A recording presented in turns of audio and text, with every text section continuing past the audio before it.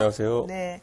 작년에 오세훈 대표 이제 선거 때 선봉에 서가지고 오 대표를 서울시장으로 만드는데 성공하셨고, 그 다음에 곧바로 또 당대표로 나서서 가지고 또 완전히 성공했고, 지금 이제 윤석열 후보 대선에서 대통령 만드는데 지금 성공하기 바로 전에 서 계시고.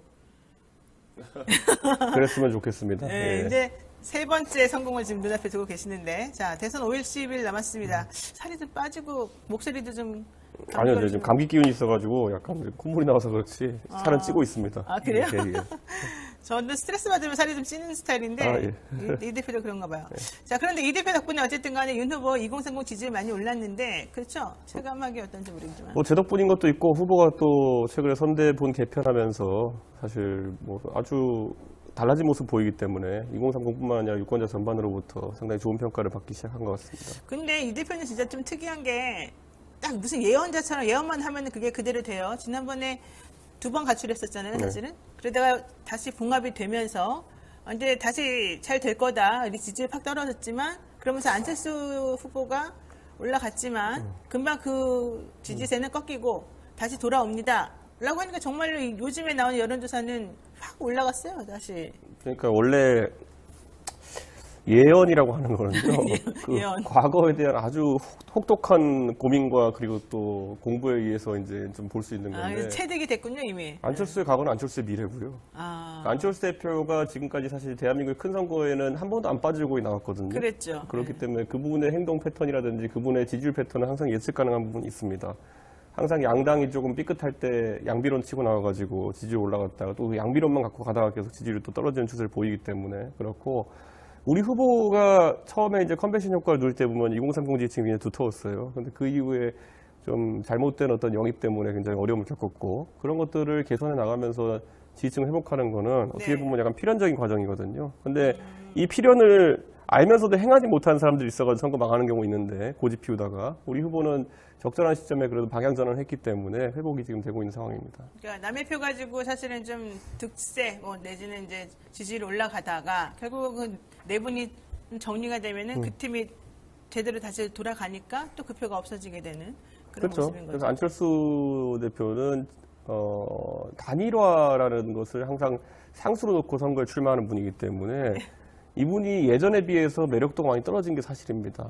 왜냐하면 저희가 안철수 대표의 정치 여정을 보면은 옛날에는 제3지대라는 걸 계속 외치던 때가 있어요. 그렇죠. 그래가지고 1당도 아니고 2당도 아니기 때문에 극중주의 뭐 이런 거. 너희를 버리고 나는 제3의 길을 개척하겠다. 이런 거 할 때는 좀 멋있죠. 네. 이런 거 할 때는 이제 어쨌든 자기 희생을 통해 가지고 어쨌든 정치에 참여하겠다는 의지가 강하니까요. 네. 근데 한 지난 그 총선 2020년 총선부터 시작해서 어떤 기류가 있냐면요. 그때 보면은 우린 지역구 후보 안 내겠다. 비례만 내겠다면 비례 위성 정당을 자처하면서 이제 국민의당이 그때부터는 보수 쪽에서 표를 얻어가지고 어떻게든 해보려는 의사가 굉장히 강했거든요. 네. 그러다 보니까 지난번에 서울시장 선거 나오면서는 아무도 시키지도 않았고 아무도 물어보지도 않았는데 처음 출마 일성이 뭐였냐면은 야권 단일 후보가 되겠습니다 하고 나왔어요. 그건 단일화 하겠다는 얘기거든요. 그렇죠. 그러니까 한 2020년 선거부터는 보수 쪽에 표 달라고 계속 얘기하면서 선거에 나오는 거예요. 그렇기 때문에 저는 그 단일화론을 펼치면서 나오는 안철수 후보라는 거는 이제 더 이상 대한민국 선거에서 어떤 제3지대를 추구하는 인물도 아니고, 보수 쪽에 선거해보고 싶은데 그 당에 들어가서 호랑이를 잡을 용기는 없는 그 정도의 인물이 되는 겁니다. YS가 대단했던 게 뭐냐면 어쨌든 다짜고짜 합당해가지고 3당 합당을 통해서 거기 들어가서 민정계 때려잡고 민주계가 어쨌든 정치한 거 아닙니까? 네. 그 정도면은 패기 있는 그런 어떤 보수 진영 참여죠. 네. 그런데 그게 아니라 안철수 대표는 이제 내가 민주진보 쪽에서 내가 할 게 없는데 이제 어쨌든 보수 쪽의 표를 가져와야 되는데, 그렇다고 해가지고 내가 그 당에 들어가기는 너무 외롭고 그러니까 밖에서 계속 단일화 걸어보자, 이 정도의 스탠스를 가지고 가는 것이지 정책적 지향이나 아니면 새로운 가치가 별로 없기 때문에 고전을 할 걸로 보입니다. 그러니까 YS처럼 쏙 들어가지도 못하고 네. 바깥에 언저리에서 계속 그냥 말만 하면서 밀당한 듯이 그렇게 정치를 하고 있다. 그건 따져보면요, 서울시장 선거 때 만약에 안철수 대표가 그때 입당 또는 합당을 통해서 우리 당에서 경선 치렀으면 이미 서울시장이 안철수 대표일 거고요. 총선 때도 만약 결심을 해가지고 보수진영에 들어왔으면은 당내에 안철수 계라는 게 형성돼 있을지도 모르겠어요. 그럴 수도 있겠네요. 그랬으면은 지금 후보가? 지금 대통령선 경선에서 안철수 계를 이끌고 또 안철수 대표가 유의미한 성적을 거뒀을지도 모르겠죠. 근데 그게 아니라 자꾸 밖에서 뭐 한 다음에 이번에 사실 국민의당의 경선이라는 것 없이 추대로 된 거잖아요. 네, 그렇죠. 뭐 사당 하나 만드는 거 아닙니까 사실상. 그러니까 뭐 그런 상황 속에서는 정치인으로서의 매력도가 떨어질 수밖에 없는 거죠. 그렇군요. 네. 자, 안철수 후보와의 이제 얘기는 여기까지 좀 정리를 하고요. 네. 김건희 씨 통화 녹음 관련된 얘기를 하겠습니다. 저희가 어제는 그 MBC 방송 관련해서 더불어민주당의 입장을 들었습니다. 오늘은 이제 국민의힘 입장을 이제 들어야 되겠죠. 그래서 이제 반론권을 뭐 저희도 뭐 나름대로 제공한다는 입장인데, 자, SNS에다가 어떤 부분이 문제냐. 사실 중도층이나 뭐 김건희 씨 육성 처음 듣는 정치 저관여층에서는 좀 파장이 있었던 거 아니냐 뭐 이런 얘기도 합니다만은 어쨌든 페이스북에서는 그 말에 저는 100% 동의합니다. 왜냐하면 MBC에서 그렇게 뭐 어쩌고 했지만 결과적으로 너네가 말하고 싶었던 게 뭐냐? 저는 사실 모르겠거든요.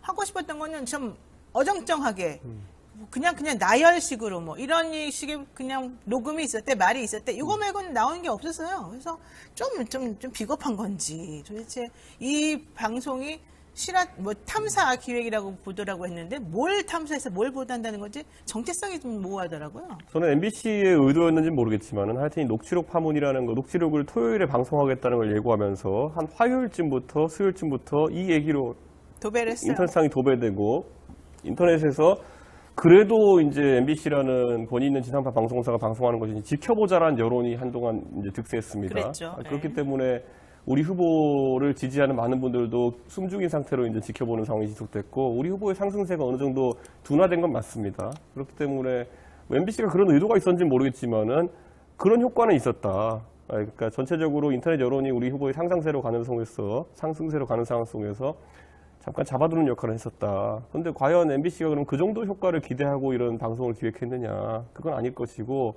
뭔가 보도하고 싶은 내용이 있었을 것입니다. 네. 하지만 그 내용이 이제 법원 판결이라는 걸 통해서 미리 약간 공개되면서 물론 그 방송을 보고 그런 판결을 내린 건 아니겠지만은 예상되는 부분에 대해서 법원이 미리 판단을 하면서 방송이 좀 김 빠진 모습이 된 것이 아니냐 이런 생각을 하게 됩니다. 그리고 우리 후보자의 배우자가 그 방송 내용에도 포함되었듯이 다소간의 문제가 있을 수 있는 상황에 대해 가지고는 송구하다는 표현을 이제 했고 그렇기 때문에 딱히 문제 삼을 부분이 크게 없는 것이 현실이고 아마 대한민국의 국민들이 우리 후보자의 배우자를 사적으로 만나보지 않은 분들이 아마 대부분일 것이기 때문에 저는 사적으로 우리 후보자의 배우자와 좀 그래도 대화를 해본 입장에서 제가 봤을 때 보편적인 대한민국의 어떤 정치인의 부인보다도 우리 후보의 배우자가 정치에 대해서 의사표현할 때 굉장히 조심스러운 편입니다. 그래요. 아무래도 후보자가 공무원 생활을 오래 했기 때문에 아마 그런 조심스러운 표현이 좀 후보자의 배우자에게도 녹아있는 게 아닌가 생각할 정도로 어떤 인사에 대한 평가나 이런 것이 있어가지고 굉장히 조심스럽게 표현합니다. 그래서 저는 제가 개인적으로 만나본 입장에서는 후보자의 배우자가 다소 격한 상황 속에서 본인에게 막 이런 의혹이나 이런 보도가 집중되는 상황 속에서 감정이 섞인 어떤 발언을 했을 수는 있겠지만은 네네. 어쨌든 후보자에게 과도한 개입을 한다든지 이런 나중에 이제 농단이라고 할 만한 정도의 행동을 할 거라고 저는 전혀 예상하지 않습니다. 근데 어쨌든 간에 그래서 결과적으로는 그게 잘 됐네요. 그럼 그 방송 자체는. 그래서 아마 저는 후보자의 배우자가 공개 활동을 한다 해도 뭐 다른 정치인의 배우자에 비해서 크게 문제될 만한 상황은 발생하지 않을 거다. 이런 이야기를 계속하는데 제가 한 2달 전부터 이런 얘기를 했어요. 그런데 많은 분들은 도대체 이준석이 왜 저러나 이랬겠지만은 네네. 실제로 후보자의 배우자가 공개 활동을 좀 한다 하더라도 아마 기존에 이제 다른 좀 악의적일 수도 있고 그리고 또 오해에 따른 우리 후보자의 배우자에 대한 이미지가 형성된 것에 비해서는 공개 활동에서 훨씬 나은 이미지가 형성될 것이다 이렇게 봅니다. 그러니까 오히려 뭐 이제 소위 말하는 그 준리 의혹도 오히려 후보 부인이 말함으로 인해서 조금 해소되는 부분이 있다. 뭐 이런 평가도 있고요. 사실 후보자의 배우자에 대해 가지고 유흥업소 접대부를 했다라는 의혹이라는 거는 이거는 어떻게 보면 부존재 증명이거든요. 안 했다는 걸 증명하기 되게 힘듭니다. 그렇죠, 어렵죠. 그렇기 때문에 우리 후보자의 배우자가 소극적 대응을 할 수밖에 없었고 그러다 보니까 이런 의혹이 좀 양산되고 증폭되어서 후보자의 배우자가 마음고생이 컸던 거로 보이는데 네네. 저는 이런 거야말로 좀 근절돼야 될 공격 양태가 아닌가 그런 생각을 합니다.